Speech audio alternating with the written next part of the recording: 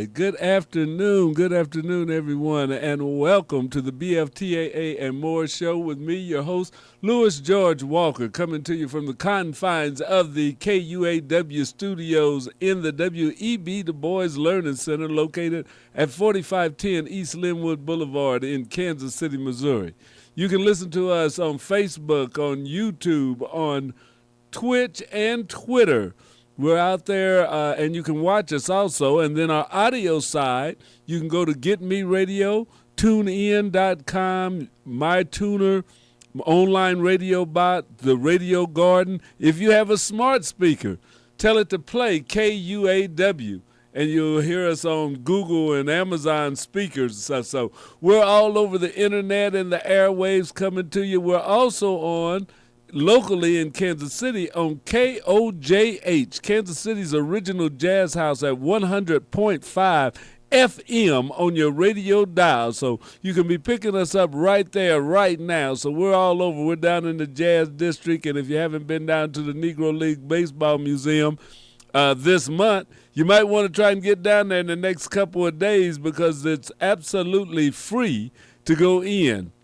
I was down there Saturday, and it was really nice. So if you get an opportunity, you need to check out the Negro Leagues Baseball Museum, the exhibits they have there. And while you're down there, you may want to check out the Jazz Museum. So be sure and check out these different events or venues that are right in our community in the city. But you're listening to KUAW Radio. Stands for Knowledge, Understanding, and Wisdom. It is a product of the W.E.B. Du Bois Learning Center and the Black Family Technology Awareness Association, BFTAA. BFTAA, which started back in 2004, is now celebrating 20 years in Kansas City. The Black Family Technology Awareness Association, along with powering KUAW Internet Radio, we also provide technology training in robotics and drones right here for young people from 9 to 18 years old, and we do some adult basic computer classes. So if you want to check us out, want to get involved, be sure and contact the Black Family Technology Awareness Association. You can contact us at this radio station, KUAW, at 816-599-6893. That's 816-599-6893. And I'm here to take your calls if you want to call in to talk about anything going on in the community, anything in the world of technology, AI and the things that are coming out, the new cameras and the new drones, all of that. Let's talk about it. Give me a holler. We also have events coming up like the Remake Learning Days that are going to be out there for the public. So get in touch with us right here, KUAW Radio. Learn what we're doing and see if you want to think about joining us. Yes, that's right. We're always looking for new students and new mentors and volunteers here at KUAW Radio. So if you would like to, we'd like to have you become a part of us. Matter of fact, right now I have a little video I think I can show. I don't know. It may be too big for your screen, but let me see. I didn't test this out earlier, which I should have. So we'll see about the video for our 20-year anniversary. Well, I thought I had it here. Maybe I don't even have it. Oh, there it is. Okay, here we go. Yeah, it's kind of big. Let me shrink it down. There you go.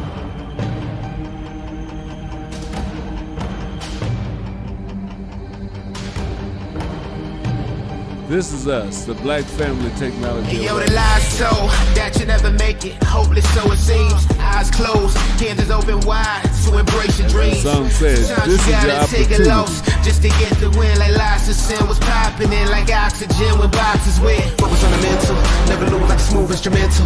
Better choose on the move in a pinto. Choose what I get to, never lose smooth on the move, but it's simple. Never give up and we running it, maybe. We just keep winning, we conquering daily. Envision that pay me, it's never to sway me. Indigenous, maybe we winning this crazy. Your opportunity, your opportunity, your opportunity, this your opportunity, your opportunity, 20 years. Your opportunity, right here your opportunity. So that's one thing that we want you to check out. It's your opportunity. Become a part of the Black Family Technology Awareness Association. Yes, we reach out to young people, we reach out to older people, we reach out to everyone that wants to get involved in this new digital world. You may be confused or hearing a lot about AI and stuff now. Well, hey, let's sit down, let's discuss it. Let's see what the pros and cons and if it's good or bad before you form an opinion of if you want it or don't want to use it. AI is another tool in our technology tool chest, and we don't want to discourage our young people because there's going to be industries opening or already have opened and opportunities are opening, and that's what that video was saying. It's your opportunity. A lot of those jobs can pay over $100,000 a year to start. That's where we need to have some of our young people using their brain power and stuff. It's great opportunities out there in tech, and hopefully we can get more of our young people involved in it. Let me show you that one more time here. And this is for our 20-year anniversary. If you were a part of KUAW or BFTAA, really, for the 20 years, the Black Family Technology Awareness Association, we'd like to hear from you. We want to contact some of the people that have been involved with it. So here it is one more time. 20 years in Kansas City, BFTAA, Black Family Technology Awareness Association.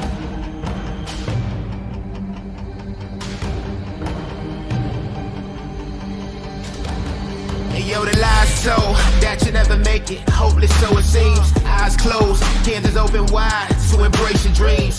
Sometimes you gotta take a loss just to get the win. Like lies to sin was popping in like oxygen when boxes wet. Focus on the mental, never lose like a smooth instrumental. Better choose on the move in a pinto. Choose what I get to, never lose smooth on the move, but it's simple. Never give up and we winning it, maybe. We just keep winning, we conquering daily. Envision and pay me, it's never the sway me. Indigenous, maybe we winning, it's crazy. Your opportunity, your opportunity, your opportunity. This your opportunity, your opportunity, your opportunity, your opportunity. All right. So it's our opportunity. Be sure we've been doing it for 20 years now. We don't want you to miss out on any of those opportunities that are out there. This is, again, George Walker with the Black Family Technology Awareness Association. Got on my Mount Rainier hat. Yes, this warm weather makes me think about vacation. I was up in Washington State back during the pandemic, actually, and we did go to Mount Rainier National Park. It's a good place to go. I mean, there's a lot of national parks all across the country. Thinking about a vacation inexpensively, visit one of the national parks. Yeah, they're open. They're not free, but they're open, and the price is reasonable, I would say, for most of your national parks. But if you get a chance, go out and visit one of your national parks. Yes, the fishing weather's coming, kayaking weather's coming. I've been reaching out to join this group, the Paddle KC group, and they're one of the sponsors, or the sponsor, of the MS-340, which is the kayak and canoe and any kind of floating paddle boat down from Kansas City to St. Louis. And I want to enter into that this year to take my kayak out and do 340 miles down the river. So reaching out to them, I'll give you some updates as we move forward with that. But getting out in nature and seeing the science that's out there is also an important thing, because there's biologists, there's a lot of river specialists, there's things that are going on out in nature that require science, technology, engineers, and math to help make it a better place out there. So, hey, we want to explore as many different things as you can. Don't just sit at home. Get out and check it out for yourself. So I'll be giving you some updates as I get my canoeing ready. I've been working out, trying to get my core strength together so I could see about trying to paddle 340 miles, which seems like kind of a long trip, but I really look forward to getting out into the water and giving that a shot. All right. So you know what we are, the Black Family Technology Awareness Association. And one of the things we do is try to get our kids involved in a lot of different technologies. And that's not just with rockets with robots, but rocketry. This broadcast program that we have right now is actually a part of what we do. So in all of the things that we do, one of the things we want to do is bring you what's going on in the world, what's doing some of the investigating. And NASA, the National Aeronautics and Space Administration, is one of the premier research and development organizations or part of the government that is using a lot of STEM. So we go every week and show you a little bit about what's going on at NASA, what you can see in the night sky with what's up, and also browser space to ground. So let's take a second right now, a few minutes, and go right now to this week at NASA and see what's been happening there.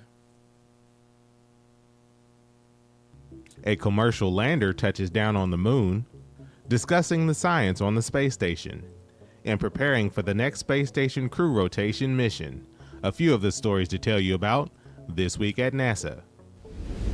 On February 22nd, Intuitive Machines' Odysseus lunar lander touched down near the south pole of the moon, marking the first lunar landing as part of NASA's CLIPS initiative and Artemis campaign.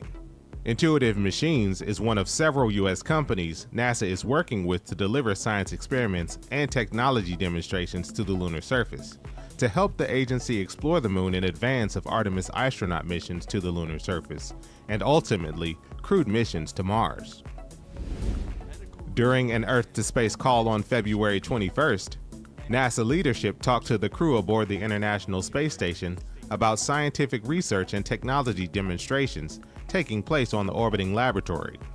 This included research that could improve our understanding of what leads to age-related bone loss in humans, and a small robot that can be remotely controlled from Earth to perform surgical procedures in space.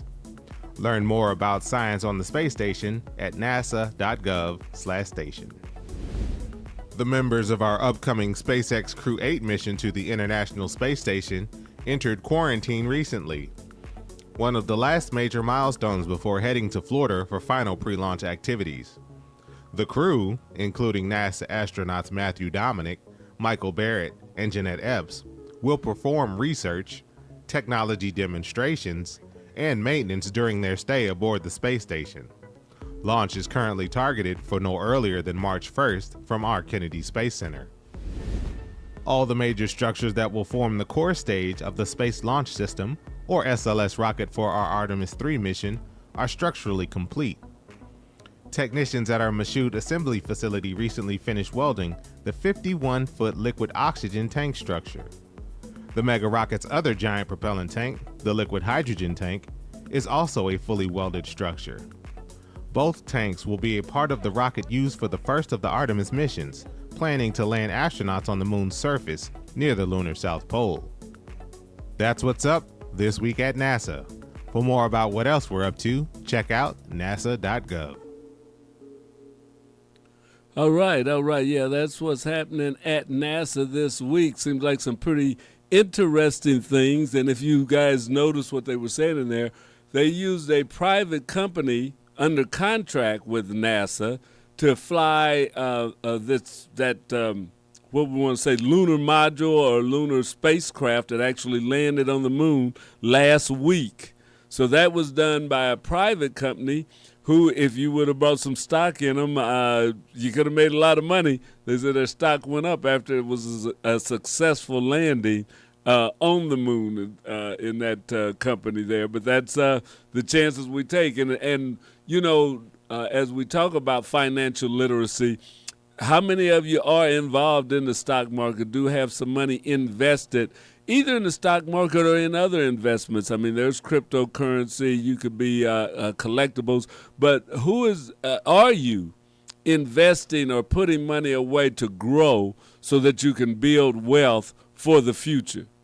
Because they always talk about the generational wealth. Some people want say you can get that by having your own business and all that. But the main thing you have to do is learn how to get your money to work harder for you, so that your money is making money even while you're asleep or while you're on vacation.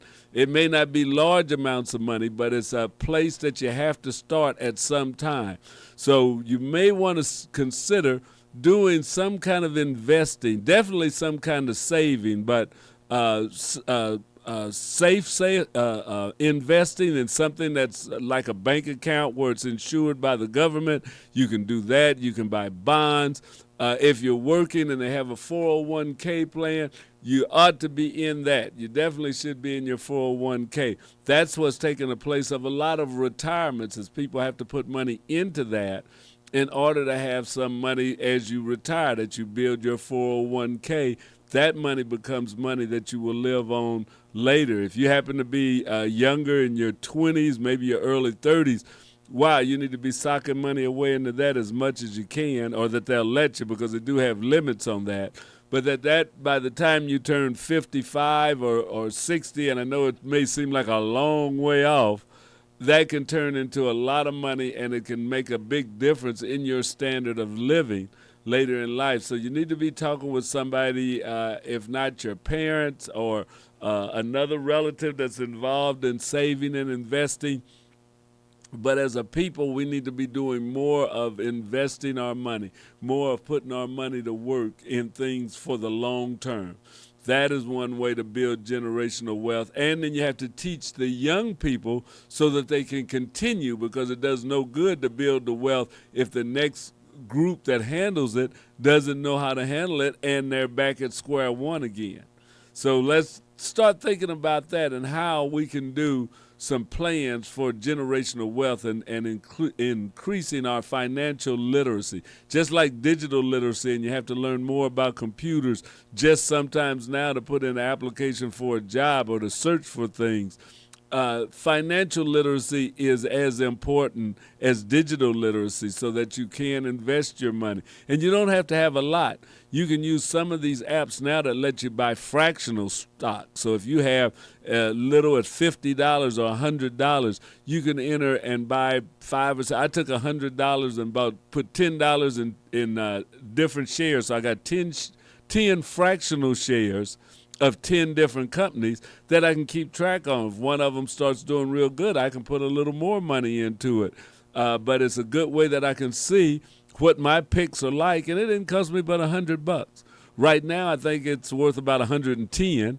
So I've made $10, but that's because it's just in there. I haven't moved it. I haven't did anything with it. I've made $10 in the last few months. May not seem like a lot, but if that was $1,000 I'd put in there, I've made $100 in that month. You know, so that $100 in a couple of months isn't bad. If you put in $10,000, you'd have made $1,000 in that couple of months. So that's what we have to look at, is return on investment and having money in the market or in some kind of investment vehicle that can help us out. But let's get forward from there. We go back to our research and development. I didn't want to get off on that tangent, but somehow I did. Okay, it happens. But we saw them using a robot in space they're testing it to be able to do surgeries. That's robotics. That's what we do here at the Black Family Technology Awareness Association. We have kids working with robots. Learning that, if you've got a knack for that, or if you've been a little bit versed in that, you may find that that's an interest that you want to take on through high school and into college, into a career.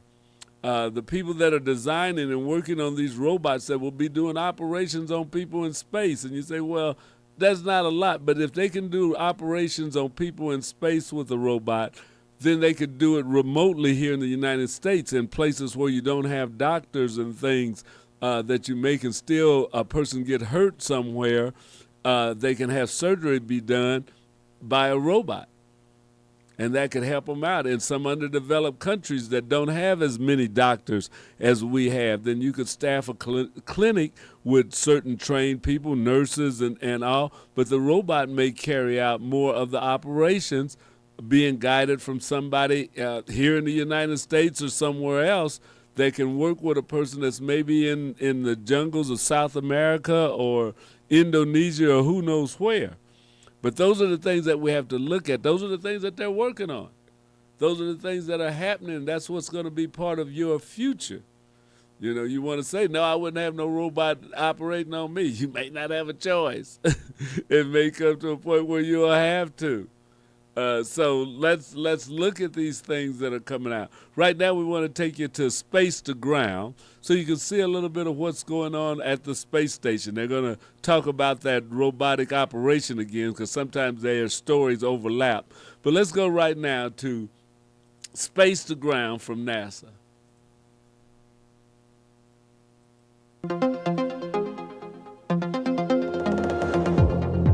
Welcome to Space to Ground. I'm Sandra Jones. This week, it was all about the science aboard the International Space Station, and a special Earth to Space call took place about just that.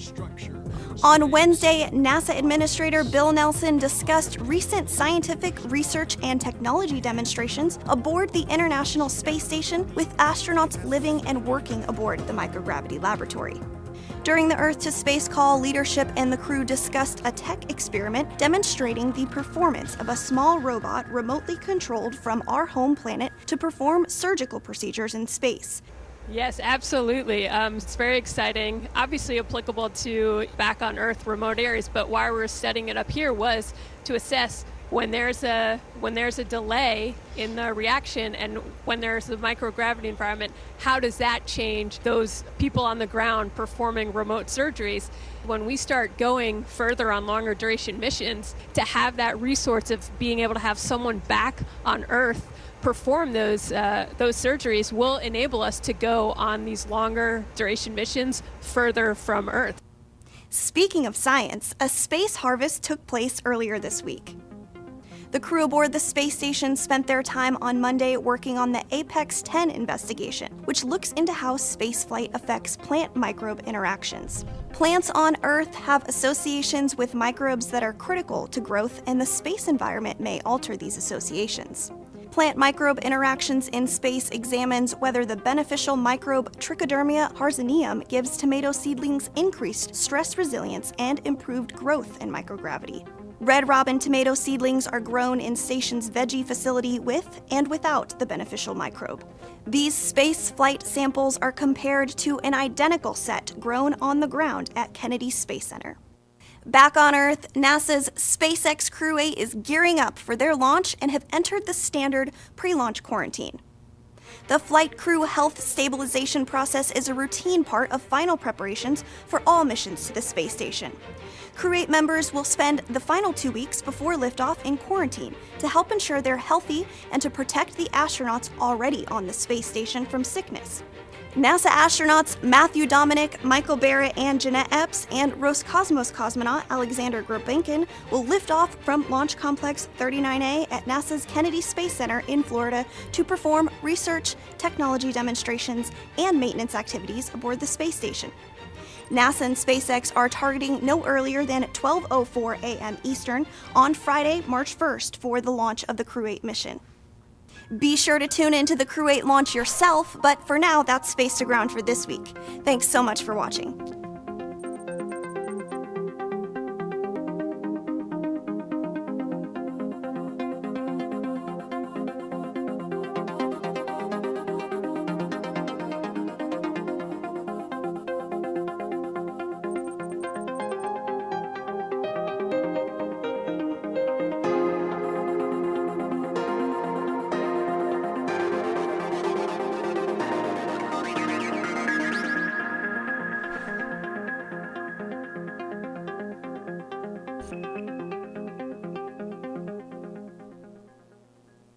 All right. That was Space to Ground. Let's see if I can get that off of the screen here before it starts up again. We'll get you here. Just a second, get caught up in other things. There we are. I knew I could get back to you. How you doing?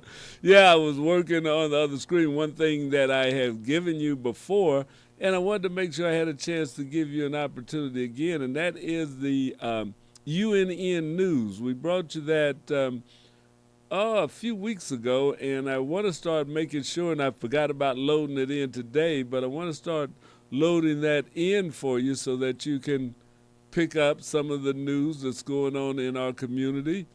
And I just so happen to This be is able to make UNN a Urban quick Network change. News. You I'm got Alexander it. So Caden, along with Brooklyn here we go. Alexander.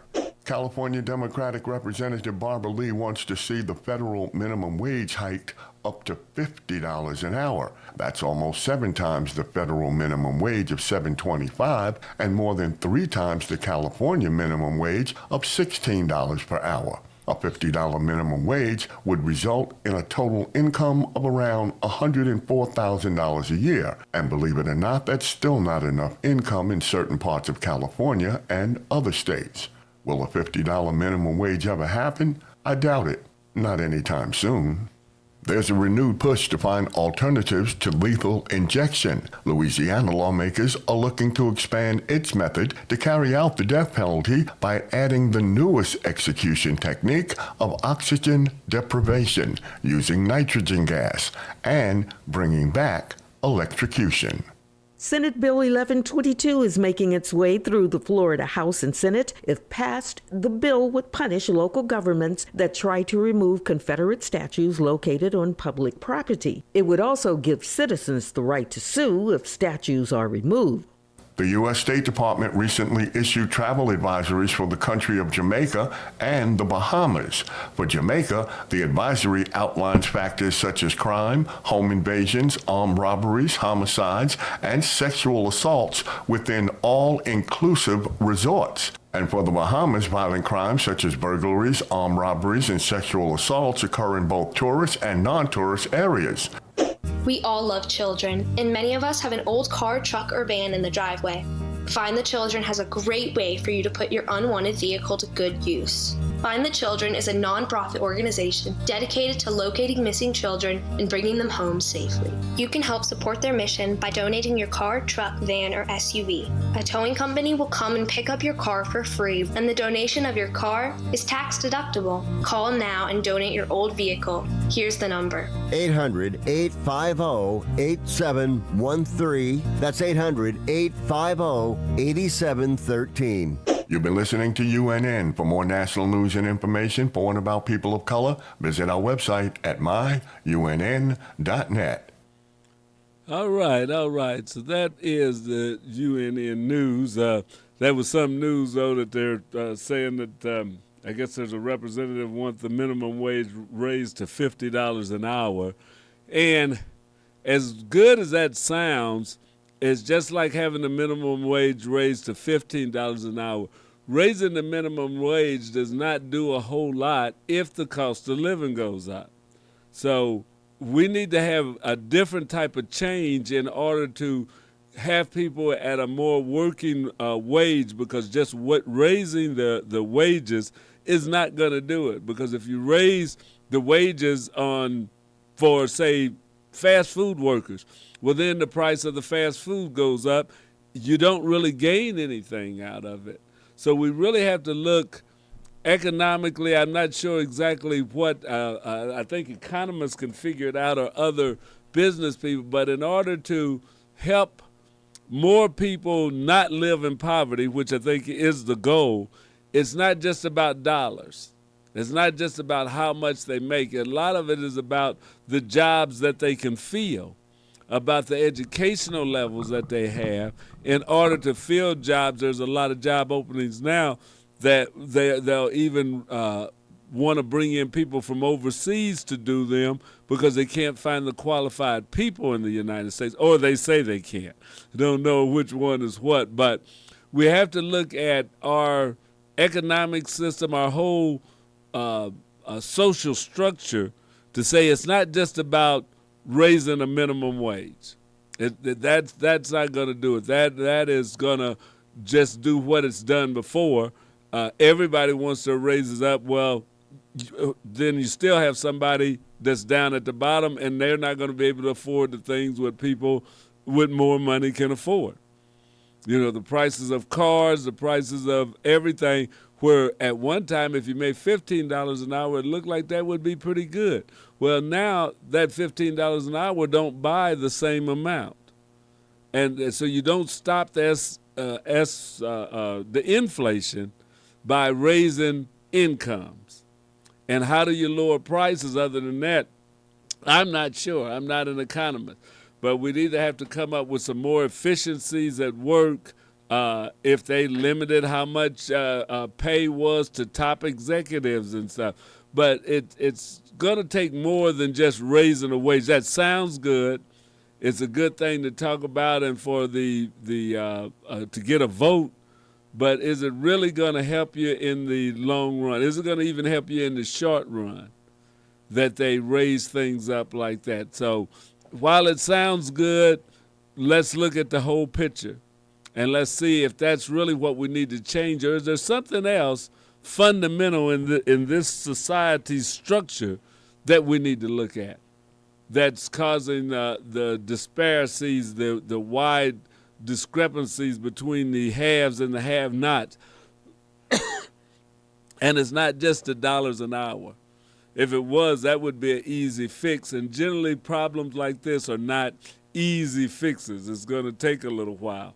But that's what we have to do, and that's why we need all of our young people. We need as many minds working on problems like this to see how do we make the adjustments, how do we create a economy, how do we create a system and a world that is more equal in the spreading of opportunities and the spreading of life, basic life essentials, because I think we want everybody to live. Nobody's saying that we want to have poor people, but is it poor people, or we want to have people that have at least their basic needs? And that's not always about money.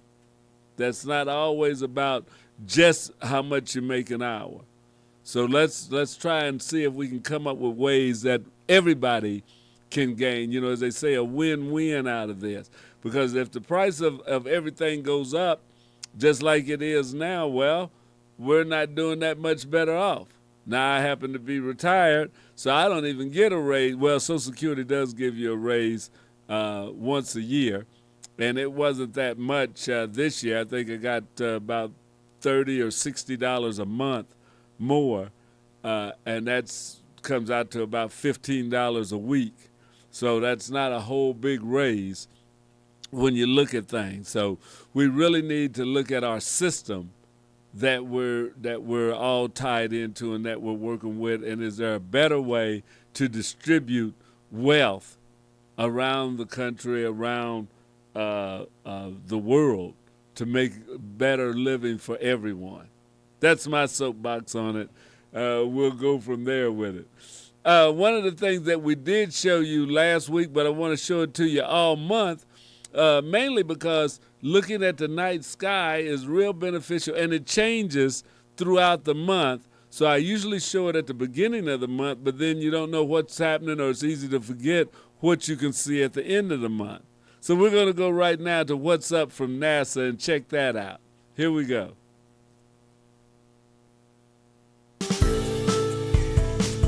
What's up for February?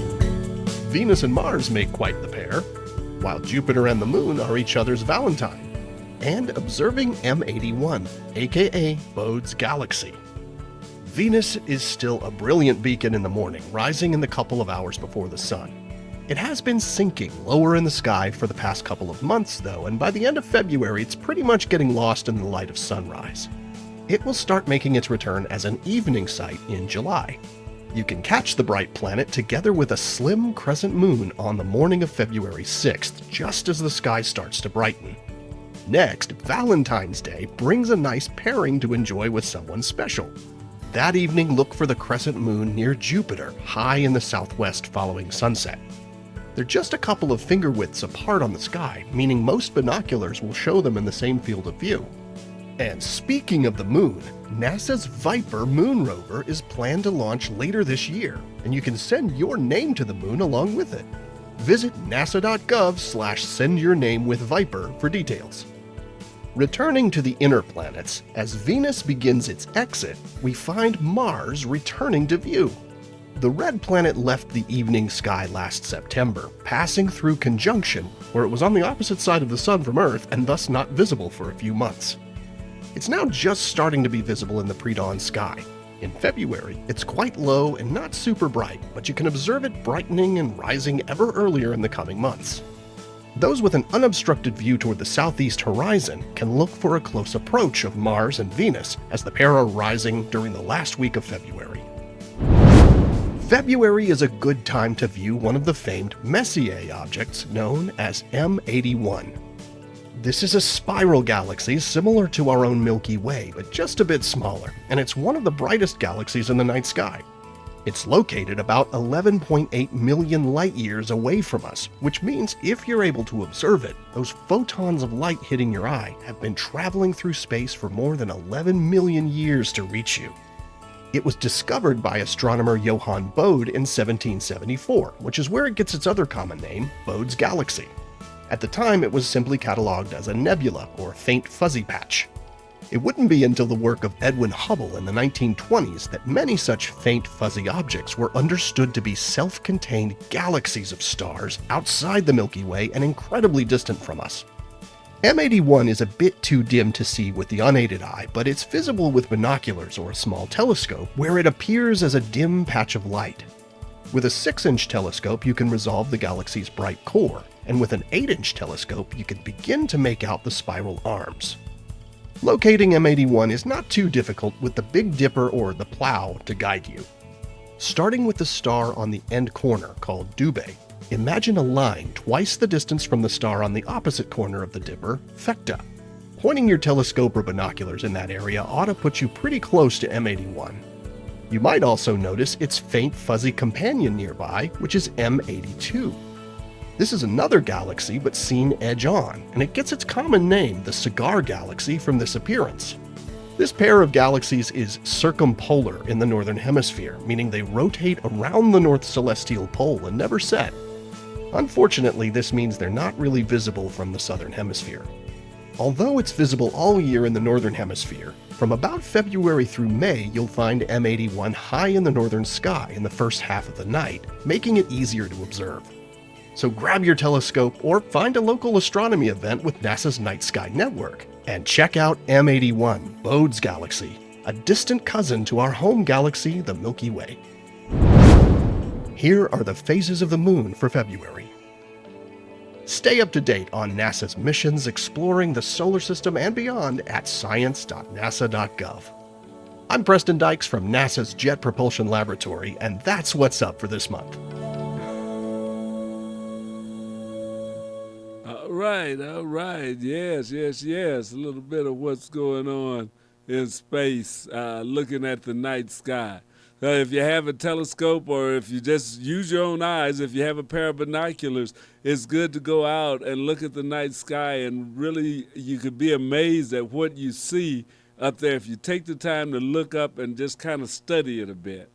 And knowing what you're looking for, like with a study like this, or if you picked up a book or something on YouTube to help you see which way to look and what you're really looking for, there's a lot in the sky that can be not just entertaining, but enlightening for you. And you see how small we are in this great big universe, and that God had to really be thinking of something special to create us here. The bust was unveiled in the Massachusetts Senate chamber on Wednesday, the first bust of an African American to be permanently added to the Massachusetts State House. It's also the first bust to be added to the state chamber in more than 125 years. Senate President Karen Spilka emphasized the ties that Douglas, who lived for a time in the state and delivered speeches in the Senate chamber and at Boston's Faneuil Hall, had to Massachusetts. Though he was not born here in Massachusetts, we like to call Frederick Douglass one of our own, she said. He came to our state after his escaping enslavement. This is where he wanted to come. So that was one of the things about Frederick Douglass. Douglass also first heard news of President Abraham Lincoln's Emancipation Proclamation while in Boston, she said. With the bust, Douglass takes his place as a founding father in the chamber and offers some balance in a state house which honors people who are predominantly white, leaving out the stories of countless people of color, Speaker said. So Noel Trent president of the Museum of African American History in Boston, also emphasized the connections Douglass had to the state. It is here where he would write his groundbreaking book, The Narrative of the Life of Frederick Douglass, an American Slave. It is here where he would begin his career as one of the most renowned orators of the 19th century. And that's all from the president of Noel Trent, president of the Museum of African History in Boston. Senate leaders chose February the 14th to unveil the bust with the true date of his birth unknown. Douglass opted to celebrate February the 14th as his birthday. A quote by Douglass says, "Truth, justice, liberty, and humanity will ultimately prevail." That adorns one of the walls of the chamber. So yes, Frederick Douglass getting some just due in the Massachusetts State House. So that's really a great, not accomplishment, an honor to be paid to an abolitionist, a person that fought for freedom, an escaped slave who worked to help other slaves become free. Frederick Douglass. So that's one of your Black History moments that happened this year, that his bust is now in the Massachusetts State House. And if you read about Frederick Douglass and all that he did, he wasn't just, some people say, well, just a speaker. Or sometimes you hear about Frederick Douglass and don't really know all of what he was about and what he did, but he was an abolitionist. He talked against slavery while he was an escaped slave and could have been caught and taken back into slavery. He didn't just run up and hide. He started printing out a paper and giving speeches all across the country for anti-slavery groups. So he was an orator. He was a person that had the ear of President Lincoln. He was an influence. He was one of the advisors to a president of the United States, which I would probably say one of the first African-American advisors to a president of the United States, somebody that had reached that level, that what he was saying made a difference, or how he framed things made a difference in this country. So let's give our hats off to Frederick Douglass, read and study about him, learn a little bit more of who he was and all that he was able to accomplish as an escaped slave. Yes, yes, yes. So I want to thank you guys for joining us. This is the BFTAA and More Show. I'm your host, Louis George Walker. We come to you every Monday from 5 to 5:45 to talk about technology and things that are going on in the community and some of the Black experience. So check us out here every Monday from 5 to 5:45. And then on the first and third Mondays of the month, following me at 6 o'clock will be B. Michael, with his program Shifting Paradigms. And we have other shows that we're looking to bring into the same time space at 6 on the second and the fourth Mondays that should be happening before long. But keep listening to KUAW Radio. We appreciate you. Like, share, tell your friends about us. Also, think about joining the Black Family Technology Awareness Association and becoming a member and helping to support the work that we are doing in the community. We thank you for being with us today, and I will see you again next week on BFTAA and More. Bye-bye now.